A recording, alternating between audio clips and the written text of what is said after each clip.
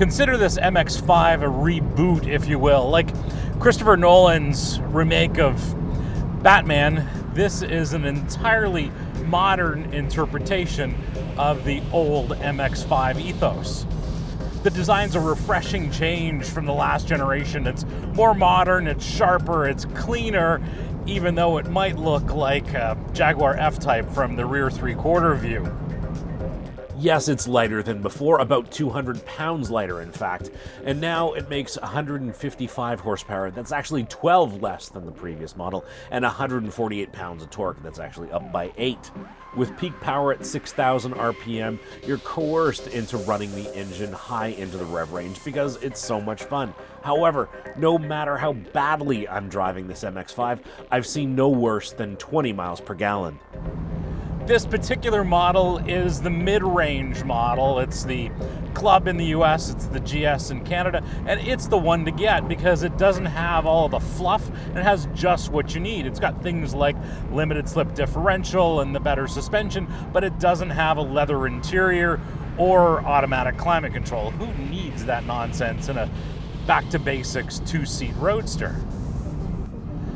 The MX-5 makes every drive a sporting occasion, and that's because it's got this very, very raw sense of speed. Even though we're barely touching the speed limit here, it feels like we're going very, very quickly, and that's actually not the case. And that's the cool thing about this car. You can drive it flat out, you can drive it at 10/10, whatever you want to call it, and it's a heck of a lot of fun. But when you look at the speedometer, you've barely broken the speed limit, and that's going to keep you out of trouble with the authorities. Behind the wheel, though, you don't have a care in the world. It's light on its feet, one of the most willing dance partners I've waltzed with in a long time. That's because Mazda's got the fundamentals right. The MX-5's dynamics are underlined by its lightness, but everything works together here in harmony. Chassis, steering, and brake feel are pure hi-fi, just what you need in a roadster. The seating position's great, and the pedal layout, well, that's darn near perfect. The shifter, that's spot on as well. This is one of the easiest to drive and most enjoyable sports cars available today. As delightful, and I think delightful is the right word to describe this car, delightful as it is, it's not quite perfect. For example, there's still no reach in the steering column. Yes, you've got a little bit of vertical adjustment in the wheel, but there's no reach adjustment, and that's something I'd expect to see. I don't care what the reason is, and it's probably weight savings. There just needs to be that kind of adjustment here.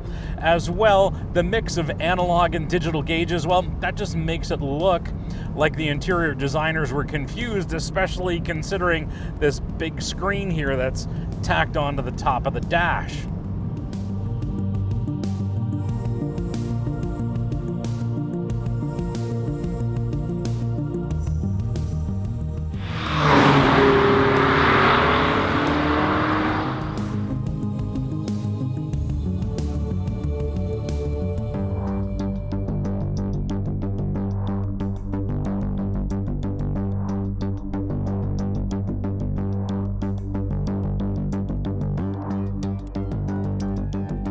The MX-5 is the right roadster for the times. It's the right size, it's back to basics. It doesn't have enough power to overwhelm the chassis either, and that just gives it tremendous overall balance, and that's a really rare thing in the days of 600 horsepower sedans and 1,000 horsepower hypercars. This MX-5 will make a whole new generation of roadster buyers very, very happy, and it's going to make a fantastic race car as well. But there is another. Soon you'll hear about a Fiat badged version of this MX-5. I think they're going to call it the 124, and that's interesting because you've got a great two-seat roadster, but if you add a little Italian style to it, that's going to be pretty interesting. But the one thing that's got me very, very interested is the potential for an Abarth version. So if you can imagine this car with some Italian style and one of their fun little 4-cylinder turbo engines under the hood of this car, well, that's very, very compelling.